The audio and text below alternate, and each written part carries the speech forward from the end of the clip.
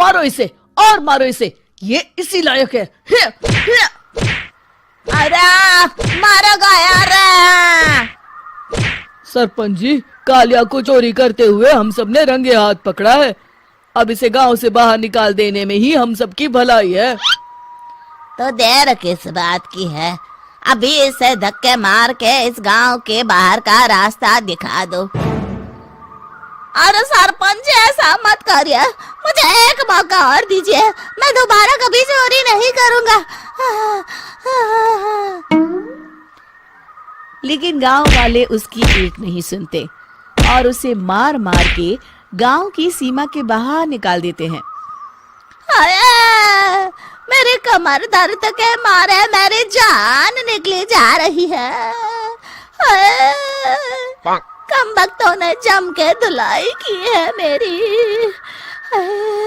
अरे भगवान करे इनके गांव में भूचाल आ जाए, धरती फट जाए और सब गांव वाले उसमें समा जाए। चलते चलते कालिया जंगल में पहुंच जाता है। उसे वहां एक प्रयोगशाला दिखाई देती है।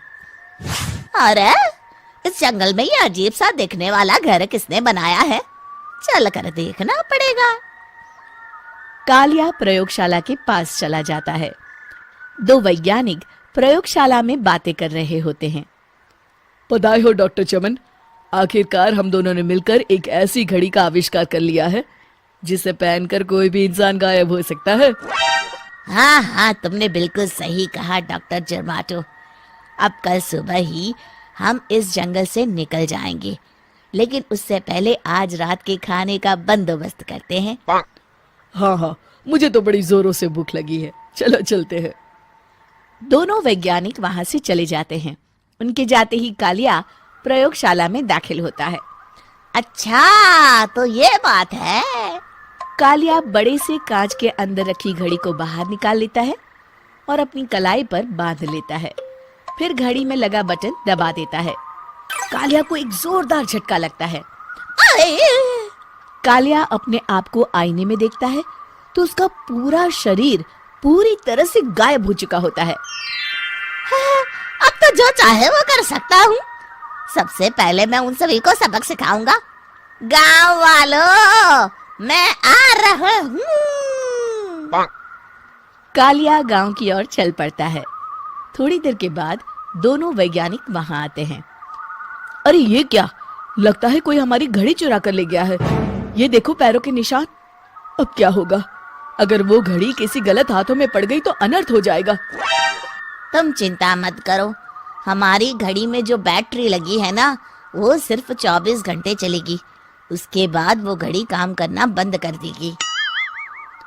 उधर दूसरी तरफ गांव में सरपंच अपने घर में सो रहा होता है। तभी एक आहट से उसकी नींद खुल जाती है। अरे कौन है वहाँ? बड़े मजे से सो रहा है, आज मैं तुझे नहीं छोड़ूंगा। कालिया पास में पड़ा डंडा उठाकर सरपंच की पिटाई शुरू कर देता है। ये ले और ये ले, इसी लायक है, ले। अब मर गया। अरे ये क्या हो रहा है? अरे कोई बचाओ मुझे, मेरे घर में भूत आ गया है। सही कहा, मैं भूत ही तो हूँ, ये ले। अरे भूत जी, मैंने आपका क्या बिगाड़ा है, मुझे छोड़ दीजिए। आपको क्या चाहिए? तेरे घर में जितना भी पैसा है ना, मुझे ला कर दे दे, तब मैं तुझे छोड़ दूंगा और यहाँ से चला जाऊंगा। सरपंच अपनी तिजोरी से पैसे निकालकर एक बड़े कपड़े में बांधकर जमीन पर रख देता है और कालिया वो सारा पैसा लेकर वहां से चला जाता है। दूसरी तरफ जमींदार गांव के चौराहे पर खड़ा कुछ लोगों से बात कर रहा होता है। इस कमीने जमींदार ने भी मुझे बहुत पीटा था, इससे भी बदला लेना तो बनता है। हाँ? जमींदार अचानक अपने आप को चांटे मारने लगता है। अरे भाई ये क्या हो रहा है? जमींदार साहब अब ठीक तो है ना? अरे मुझे नहीं पता भाई।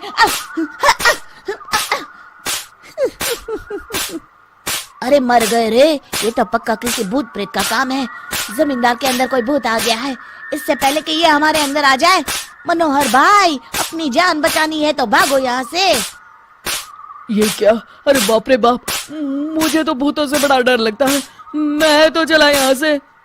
अगली सुबह इस घटना से पूरे गांव में दहशत फैल जाती है। सभी गांव वाले आपस में बात करने लगते हैं। अरे भाई, पता नहीं कहाँ से हमारे गांव में एक भूत आ गया है। उसने कल रात को सरपंच और जमींदार की खूब पिटाई की और उनके सारे पैसे भी लेकर चला गया। हाँ भाई हाँ, ये भूत तो मुझे बड़ा अजीब लगता है। मेरी समझ में नहीं आता कि भूत उन पैसों का करेगा क्या। अरे तेल में पकोड़े बना के तलेगा, बेवकूफ। इस बात की चिंता करके कहीं वो भूत हमारे घर में ना आ जाए।